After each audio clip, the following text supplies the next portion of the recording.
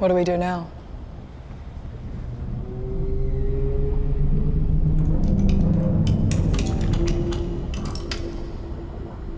Now we rule. Welcome to Alien Earth, the official podcast. I'm your host, Adam Rogers, and while I'll never be a trillionaire, I like to think that my scientific curiosity is potent enough to unpack the undiscovered depths in any given episode of quality television. This week, the season finale, episode 8, The Real Monsters. Of course, there are spoilers ahead. Make sure to watch the finale before you listen. Today on the podcast, writer and co-executive producer Migi Z. Pensino is back. Stunt coordinator Rob Inch will talk us through the action in the final episode, and Sydney Chandler is also back to close out the evolution of her character, Wendy. And to wrap it all up, I'll ask series creator and writer Noah Hawley the big question posed by this episode, and really the whole series: what makes a monster? First, maybe you have one or two season finales or series finales living rent-free in your brain. I do. And my big takeaway from them is that it ain't easy to stick that dismount. So now writer and co-executive producer Migi Z. Pensino is back to give us all a bit of a gymnastics lesson. In a finale like this, everything has to pay off. It all has to be really, really carefully considered and thought out, because you don't want to shortchange the audience on any one story that they might be invested in. And you want to leave them with a feeling of like, man, that was a wild ride. I am curious about next season. This was great, and this should hold me over for a couple of years, you know? And if you did it right, then the storylines intersect. Some payoff for one makes some other story make sense too. Yeah, 100%. The lessons that the characters learn should absolutely affect and influence their relationships to everybody else around them. I mean, the main thrust of this is about identity and what makes you you, what makes you who you are. You know, in the end, it's your action, but it's also the way that you see yourself, and can you live up to the potential of the way that you see yourself. Wendy goes through a million different variations on what side she's taking. Is she going to be more on the side of the creatures or the side of the hybrids, or more on the side of humanity as represented by her brother? Is she going to fall into the sort of tyrannical version of herself as like sort of mentored by Boy Cavalier? I think one of my favorite aspects of episode 8 is that there's a little hint that she has some Boy K in there and that she ends with "Now we rule." And you're like, what does that mean? What does that even mean? You know, the thing that Boy K says from episode 1 is like, I just want to have an interesting conversation with somebody. And you finally get him to a position where somebody is right there ready to have a conversation, and he has nothing to say. What's the significance of this episode opening in the cemetery with Dame Sylvia taking care of the graves of the children? It's just a really striking moment. It's a pretty brilliant move on Noah's part to remind you of the sort of the humanity of the hybrids before we go into this place where at the end we're going to see them sort of lording over their world, their domain, including that cemetery. Oddly enough, Nibs is the only one that can really acknowledge in a real way, like, oh, I don't think this is me. Whatever that means for her. Her version of what's inside of her does not line up with this body that's lying in the ground. And that's a pretty interesting and profound moment, I think, before they get hurried off to the next scene. It's a really nice moment. Is Dame Sylvia still a mother at that point for them? Or have they lost? Do they not think that about her? Does she still feel that way about them? I mean, she's the only mother that they have anymore at this point anyway, right now. And so she's the one that's their only guiding light in this new world and this new reality that they've had. I mean, they're pretty messed up parental figures. It's Kirsch and Dame, and Adam Hines comes in to discipline once, and you have Boy K. None of these people are people that you would want to have as your guide for morality. The one exception, of course, being Arthur, and now he's doubly creatured. Well, it's remarkable because the only one of them who ever says that he loves them is the one who gets face hugged and chest bursted for his trouble. Yeah. For all of it. The one who actually cares. It was sort of the most tragic thing that we can put into Arthur's last moments, is to give Slightly and Smee this moment of, there's an adult here who actually is what he's supposed to be, sort of a surrogate parent and somebody who is very open about the fact that he loves these kids. And my favorite thing that happened on set was when they take each other's hands, which was not necessarily scripted. And it was one of those moments that was like, oh, this is such a little kid thing to do, as you have this sort of like father figure, like, oh, thank God I'm safe kind of moment. And they're holding hands. But of course, they end up being the ones who hold him up as he's dying from this chest burster. It was, it was god awful. It was wonderful. I can only think of 2 other moments of physical contact between hybrids and their parent figures. One of them is violent, is Nibs and Dame. And then there's hugs between Hermit and Wendy and Marcy. Yeah, I mean, but it's really one of the only gentle yeah. moments of parental physical, expression. Oh, yeah, for sure. There's always this weird distance between the hybrids and the humans. One of the times we first see them all together in a room outside of when, that wonderful sequence where they're all become hybrids is them in the big hallway where they are, one of them standing on another while they're doing push-ups or doing and they're like, they're all, I mean, they're very physical and very much siblings together. But when it comes to anybody else having contact with them, there's always something standoffish or aloof about it. They're just separate in a weird way, for sure. I think it's one of the reasons why I like that hand-holding moment so much, as it's so tender and it's so just real, like parent to child. And Jonathan and Adarsh and David played it beautifully through the whole thing. They brought it every single time. All the hybrids start out confined in a cell. At the beginning, by the end, it's all the adults, the remaining adults. Yeah. That parallelism intentional, that dynamic, is there's a little of the Peter Pan thing in there too, right? The children are now like the running as rampant as they do in the story with the adults out of the picture. Oh, yeah. They're in full rumpus mode, running around the island, collecting people. It's insane. The wonderful realization that Wendy has is not just a sort of like profound inner awakening of her own power, but it's like, her actual physical control over this island. And it's telling the way that gets used is to do what they did to them, to throw them back in a cell. I think it's really telling that it does go back and forth. They haven't learned necessarily from the mistakes of their elders. It's just a perpetuation of the same thing. So I think it's an interesting place to leave everybody. And I think that there's more than a little pride. Boy Cavalier's laugh at the end. In a season 2, there's a lot to be explored in that laugh. But among them, they've resolved their differences. Like they had a lot of internecine jealousies and petty human concerns with each other that now they kind of don't anymore. Now they're all on the same evil robot team. Yeah. I mean, there's still a lot of hesitance in the looks between Slightly and Smee. They've done a lot of bad things together, and I don't think Smee's ever really fully on board there and is still a little afraid of what his friend has become. And although they are lined up in their goal in the immediate, they are very different characters. And I think heading into a season 2, whatever they might be thinking Now We Rule means, I doubt that any one of them is on the same page together. So also in this episode, there's an allusion to Hermit's lung, the lung that got taken out of him earlier in the show. And it becomes the incubator, the womb for the chest burster that then Wendy ends up connecting with, the xenomorph that she can actually talk to. And Boy K says to Hermit, "You'll never guess what we did with the old one." He's joking about the old lung. So how did you all come up with that? Because it's twisted, but it's also really cool.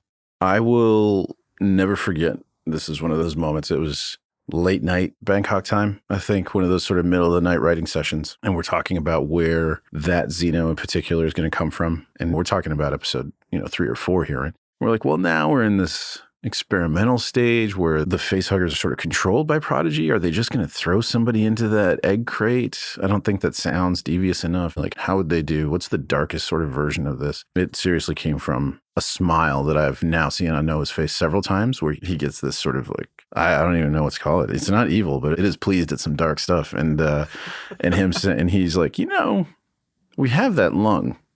And I was like, oh, and I came back and I was like, that's horrid. And he laughs and I laughed and we went off, and we knew that the manipulation of Wendy trying so desperately to connect to her brother, to have this metaphysical sort of twisted and warped piece of her brother that imprints onto her and begins to have a relationship with her, that was always in the back of Noah's mind. And that sort of perversion of connection was always right there. We always knew that was always going to be a part of, in weird ways, DNA-wise, or within the parameters of the show and within the parameters of Alien, that's her brother. It's an interesting thing to think about for sure and explore.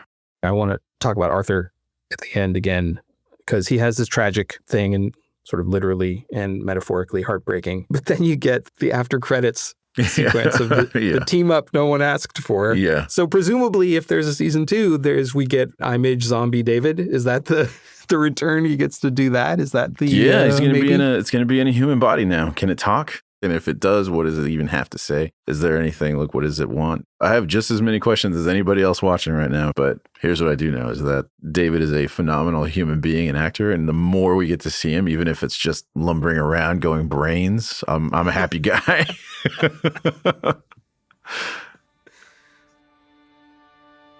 It's a tantalizing prospect that in a nominal season 2 of Alien Earth, we might get some zombie fights to go along with the existing slate, the human image fights, the hybrid robot fights, the hybrid xenomorph fights. Anyway, getting all of that gladiatorial combat to work takes a lot of behind-the-scenes effort.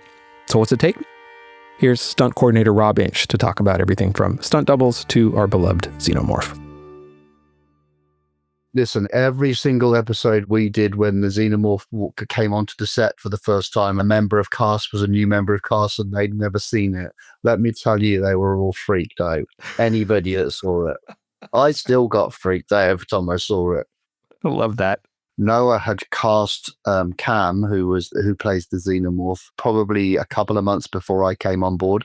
You know, he is a stuntman in his own right. And he's a talented stuntman as well. Like, we used him, funnily enough, playing one of the Yutani soldiers. There's a little nugget of information for you. Yeah. It's very difficult doing stunts in general when we're doing dangerous things. But then when you add the complexity of his costume, there's a lot to figure out. You know, vision for one thing, making sure he's not overheating because it's super, super hot suit. And then our goal was always to make it feel real, still try to keep us in line with how it moved before and what we wanted it to look like. That's really cool to try to figure out. Give me a specific there. Like, what's a piece of direction that you give somebody in the suit to say, okay, you did it this one way, do it this other way to make it more xenomorphic? It's very subtle nuances, and everybody saw different things in it all the time. So I would be looking at it from a physical, more kind of stunty, athletic way. They were looking at it through a more of a sort of balletic kind of feel to it. So I actually think there became a good balance to it. Like, if you see him jumping or moving fast, that was us moving him on a wire. We were always trying to figure out how we move it faster, how we can slam it around a corner so that you see a little bit, but you don't see a lot. But ultimately, a lot of that came from like having Cam, having the head, having the suit, and sort of just playing around and figuring what it could do. On the other side of the xenomorph are the rest of the characters. How much of what they're doing, how much of that action is the actors themselves? How much is stunt doubles? What's your approach there? When you look at all the episodes, actually, there would always be 50% of them doing it and 50% the stunt person doing it. That's the truth. You know, there's no point in us doing this kind of crazy stairwell sequence where we first discover the alien and it's chasing Alex and that, and we can't really put Alex in that situation. We really used him, you know? Wow. Same with Sydney. Those moments, they were really embedded in them. They've got to be doing that, but also expressing like whatever terror at being chased by an alien or panic at having to rescue somebody or something like they've got to do that while they're acting. That's the tricky bit. Ultimately, they think, "Oh, I don't fight as good as the stunt double, but act like you do, and we're going to believe it because they're all great actors. So if they buy into that moment themselves, it becomes more real. For sure, it does. You can see it in them. We had prep with them for the best part of 2 months. I have my own kind of workshop stage set out in Bangkok. How I go about it is I kind of strip the script back. I'll build like cardboard box versions of the sets that we're going to work on. And then we would go in there and we'd rehearse it in there. We would really strip it back and get them involved early. A lot of those sequences, like the stairwell and things like that, had a huge amount of rigging going on in there. So we would be going in there and pre-rigging, and then we would then aim to have the actors the week or 2 weeks before, depending on their schedules, and try and get them on there so they already know the environment. So rigging, you're talking about like a harness, like the wire that's keeping them safe. The wire that's from keeping the top, them safe or whatever, you know. So like the stairwell, which was set in this kind of broken down block of flats, as it were. It's a massive set. It's quite scary when you're sort of standing in that void. Get them used to that sort of moment, so that when they first walk onto that set, they're not like, oh, this is pretty spooky. But it goes back to, like I said, it helps them. Like if we're standing over a great big void and they're in this big scene where they just slipped on the edge or whatever, and there's a real edge there and there's a real element of, yes, they're on a wire, but there's an element of danger. I think that gives them the realism in that acting moment. There are a couple of sequences early in the show that I just really love. There's the stairwell sequence, the fancy dress Louis XIV party that goes awry in episode 2, and then there's the kind of fight in the freezer shipping container in episode 3. Can you just talk about making each of those happen? All of those things were done practically. The Lordship's set, there was a glass balcony. We jumped it off. We put him and smashed on a table. There's a big fight sequence. It was all there. And then we go out into the freezer container. And for that flipping moment, we really flipped a container. We padded a container in there. We put some stunt performers in there and we ratcheted it over. And then we put the actors in there and we were doing a different version with them, but with a 360 camera move. So they really kind of felt it all. And then I guess towards the end where we changed the environment and we're outside in the jungle, seeing the alien in that sort of natural habitat felt like bizarre to me because it was right. We'd never seen it like that. There's a fight in the last episode between Kirsch and Morrow. Those characters have animosity for the whole, as soon as they meet each other. Like if it was a Western, you'd know that they were destined for a shootout by the end of the movie, both superpowered in different ways. One of them's a synth, one of them's a cyborg and has the robot arm. So I want to know, what was the planning like? How are you integrating the abilities of these two characters with the abilities of the human actors? How'd you get it to be the fight that everybody wants to see finally happens?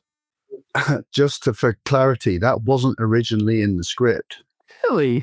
And I think I got a message from Corey, our first AT, and it was like, hey, Noah's got something coming down the pipe for you. And I'm, well, what? And then all of a sudden he was like, how about this one-on-one fight?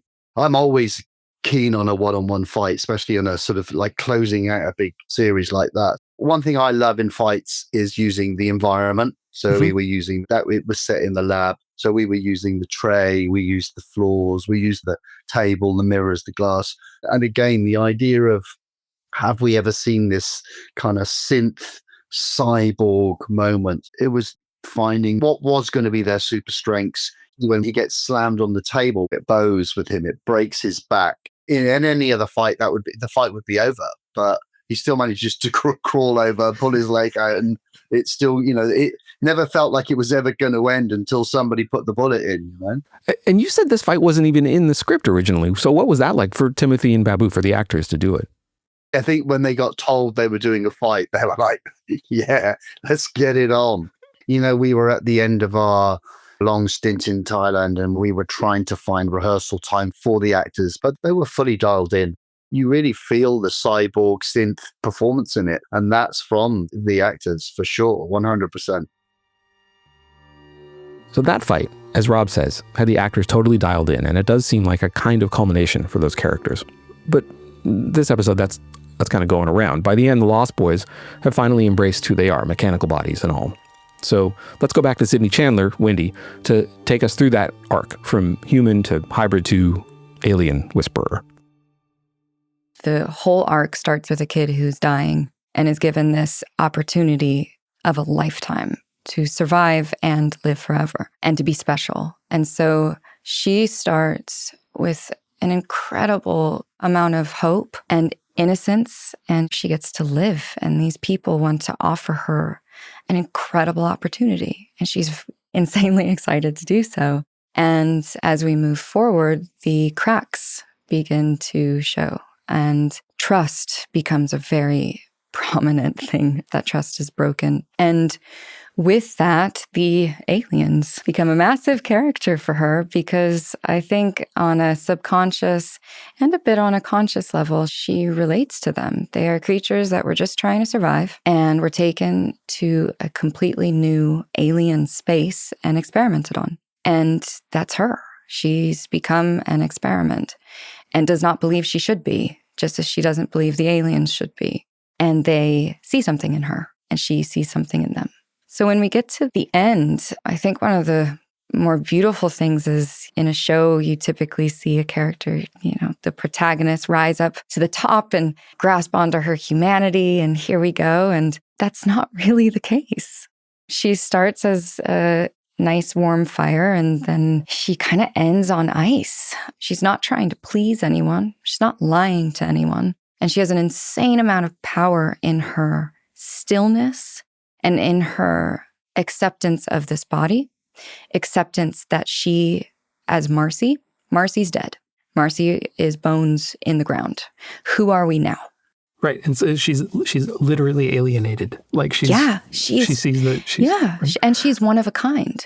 Even against the Lost Boys, she is the first. She has different mechanics to be able to hear and communicate on a different level. So that's fascinating to me, to be able to play of like, what does it feel like when the being you relate to the most is literally an alien? At the beginning of the episode, she describes seeing the graveyard to the other Lost Boys, seeing where their human bodies are buried. Yeah. And they talk about becoming ghosts. Yeah. Way back at the beginning of all this, you were talking about the mind-body duality that Wendy was grappling with right after her transition into the new body. Yeah. The idea of that ghost, of the soul being separate from the flesh, is this classic problem in the theory of mind, right? Yeah. It's like, where does it manifest? Or are we just meat machines? Yeah. I think for Wendy, it's like when she woke up, the body and the mind are these two magnets that you can press together, but you can't get them to fully touch. And there's that void in between. And she's trying to figure out how to fill that void, that space. And what I think she comes to realize is that space, that dissonance is Marcy. And when she sees the graveyard, I think that is a moment where it clicks for her, Marcy's dead. And that's when the magnets, if you will, come together.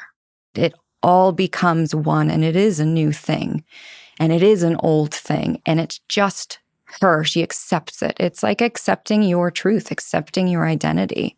And she's not going to let anyone else tell her what or who she is. That was a massive shift for her. You're describing a maturation process, right? But this is like a new thing maturing. This is the machine. This is the hybrid maturing into something new. Yeah, it's something Noah and I have talked about, because this character goes from human to more machine-like towards the end. And how long can that last? Your body's in the ground and you're looking at it. That's complicated. If we get to move forward, it will be exploring where that humanity is and how that humanity starts to leak out again. As an acting matter, your physicality changes in the episode. And I think it's true of all the actors playing the Lost Boys. Yeah. The moment of decision of like, no, now we're going to go round up the adults. Everybody gets like a warrior posture. Yeah. Was there a change in what the physicality was supposed to look like for somebody watching it like me? Well, that's really interesting, actually, because that was never a conversation between any of us. Noah really gave us the freedom. He said, focus on the character and what a child would react to trauma. But watching it, I also noticed that. And I think it was this, it almost looked like everyone settled into the power of their body. It was like they realized the power of their vessel. And for Wendy especially, there was this power of stillness. And she can hold eye contact. She could hold eye contact forever. She could stand perfectly still forever and stand her ground in that way. And so there's a really, really cool power in that. I saw everyone with the childlike mannerisms of, the hunched shoulders or being closed off that kind of dissipated once they realized, you think of ghosts and you never think the ghost is scared, the person's scared. And so when you realize, okay, I'm the ghost, I get to go haunt, your fear goes away. It's kind of a beautiful and terrifying shift of perspective because these kids are quite powerful now. At almost the last moment of the show, we get more resolution of the Peter Pan theme that's present throughout the episodes. Curly asks to be called Jane, which Wendy's explained is the name of Wendy's daughter that Peter Pan kidnaps in the story. And so there's all this resonance with themes of motherhood and family that are famously really strong in the Alien movies, too. How does all that come together at the end of episode 8? Well, it makes me think back to the original films where it's so beautiful because Sigourney is able to create the strongest character in film, in my opinion, and give strength to the feeling of motherhood and what that means. And it's the nurture and care for others. It's that community, that selflessness to take care of others, to check in with others, to be able to read and be able to put yourself in danger for them. Wendy is able to feel for all of these other kids and to see their situations, and she doesn't block that out. And so I think that is the strength and that is the nurturing, is to be able to share a sense of self-empowerment. And that feels safe. And they're doing it together. So Wendy's not alone anymore. You know, she's connected into that group again. And that feels really good. We have to talk about this moment. Wendy finally gives Boy K the one interesting conversation he's been wanting this whole time. Wendy has the killer line, "Now we rule." And then we get this mad scientist cackle from Boy K. We kind of go out on this note that feels like maybe the power and autonomy might not be so great, or self-empowering, I guess, for the hybrids after all. What do you make of that moment? With Wendy, I think one of her strongest suits is her black and white thinking and her ability to follow her gut. And I also think that when we get to the end, that could be potentially a massive weakness or danger. Take, for example, her brother. He's fallen into the gray area because he shot one of her own, but she loves him. And so when Boy K laughs, it almost feels to me like he's intrigued by how dangerous this scenario can now be and give power to an immortal child with an alien. I mean, who knows what can happen? Boy K might be reveling in the chaos of this moment, enjoying watching the world burn, but does that make him a monster? Does what the Lost Boys have done make them monsters? Does being a huge insectoid space alien that can bite a person's head off make someone a monster? Actually, that probably does make you a monster, but to finish out the season of Alien Earth, Noah Hawley is back to try to answer that question. What makes a monster, really? Among other big questions, of course. For me, it goes back to Sigourney's line in the second film where she says, "I don't know which species is worse. At least they don't fuck each other over for a percentage." I think that in order to really create the deepest horror possible in this show, you have to combine several types of horror. There's the literal don't be eaten horror. There's the sort of primordial fear of parasites. There's the body horror, right? And then I think there's the moral horror. There's the things that we do to each other. I mean, the idea that Mara would present slightly with this choice, right? You must expose a human being to a facehugger, and then when the facehugger falls off, you must walk them out of the facility and bring them to me. But you choose who the person is. It's something that would be awful were it asked of an adult, but to ask it of a child is really an abomination, right? So that level of horror that settles into the audience on a human level. It's not just, oh, that's gross, or wait, you mean it goes in your eye? It's visceral and it's repulsive on a human level. And I think it's the combination of those forms of horror that build to that eighth hour, and the Lord of the Flies, the children's revolution, the surge of feeling that comes when the prisoner escapes, when the tables are turned. And if the driving question of the season was, is Wendy going to choose human or other? I think we've had a few episodes in which the audience is going, I think other's probably the right way to go. You know, as she says to Dame Sylvia, what if you're what's wrong? You know, what if humans are what's wrong with this scenario? But then what's the alternative? That's what the show has to figure out. But Wendy has an option here that nobody in an Alien movie has had, nobody in this situation has had, which is she can communicate with them. Right. She's like become a key that any of these people are going to want. She can actually deploy xenomorphs at her enemies. Well, and as her brother says, you know, we're food to them. And she says, no, you're food. She's not food. I mean, they're food to the flies, but they're not food to these creatures. And they have a certain amount of security on that level, is that they're not part of the food chain anymore, the hybrids or the synths. And yeah, she has some level of control over these creatures. I think, you know, the goal of the series is to explore that idea of, do you ever really have control of the shark, you know, or are you just fooling yourself? The way that the scientists are fooling themselves that they can control this situation. But for the moment, she has an ally, you know, that allows us to explore another aspect of Alien that, you know, hasn't really been explored in the films. We were introduced to this alien idea as a single creature. And then in the Cameron movie, we were introduced to the idea that maybe they're actually more of a hive, you know, or a colony who has a queen, and that they have some ability to communicate. You know, I decided to make it auditory because, you know, it's really hard to communicate through smell on the television. Very early on, Dame Sylvia poses the thought that if we don't improve human life alongside immortality, all we've done, she says, is create immortal consumers. At the end of episode 8, what do you think the show has to say about that idea, about the idea of immortality in general? What you have to think about is, for all of human history, death is the worst thing that can happen to us. But when you're talking about experiments that might give us immortality, then what's the worst thing that could happen to us, right? And if the worst thing that could happen to us is each other, or the things that we've done, the tortured decisions, I mean, if Slightly's going to live forever now with this knowledge that he killed the one person there who cared about them, that's worse than death, I think, for him, because death would be welcome. By episode 8, it is very clear that the poor kids are not growing up okay. They've all essentially made a decision to embrace whatever the powers are that these new bodies have. They all admit by the end that they're not kids anymore and that they're in charge, that they get to be ghosts, right? They're literally ghosts in machines. Yeah, but the danger, of course, is that they end up like Boyd Cavalier, who he tells us killed his own father and replaced him with a father he could control. That's an awful story to them, but there are similarities in terms of we're being mistreated by a figure of authority and we're rebelling against that figure. And in some cases, that's going to end in death for people.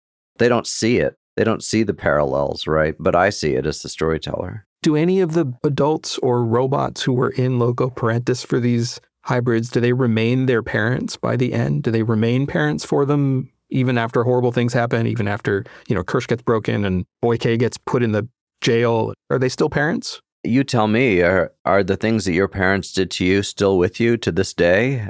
I don't think we escape our parents very easily. And, we're shaped by them for better and worse. So I think those figures of authority, it's very hard to shake that. I think in this moment, they have the sort of upper hand. But, what I like about Sam's performance as Boyd Cavalier in that final scene is that, when she says, "Now we rule," and he starts laughing because you think he's lost, but really he's won, because what he's really invented is a new species. And he is a genius. He is responsible for this moment. And those characters always interest me, the ones who you cannot count them out, because he is going to find a way to regain the upper hand if he can. Plus, we find out that if anybody's okay, at least the image is okay. Well, we have not seen the last of that. And what excites me is the fact that you have a show called Alien Earth, and you still can't tell which species is going to dominate at the end of the first season. You go into it thinking, of course, it's a show about xenomorphs taking over the Earth, but that's not necessarily the hierarchy that's going to emerge. And I wouldn't count out, even though we haven't seen as much of these other creatures, I think they all, either in concert or singularly, have the potential to ruin our lives. I would like to say about the fact that it ends on something of a cliffhanger, I guess all I can think to say is, no, bro, what are you doing to people? Well, I'm trying to get a second season. I mean, if I wrapped it up too cleanly, it's pretty easy to say, well, that was great miniseries. And, at a certain point, season 1 is the runway that you're using to launch the show. And I had to have faith that FX and Disney are invested in this franchise and that we will come back and finish the story for people over multiple seasons. That's all for this season of Alien Earth, the official podcast. Thanks for coming on the trip with us. I had a blast. I hope you did too.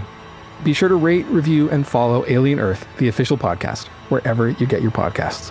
I'm Adam Rogers. Thank you for joining us.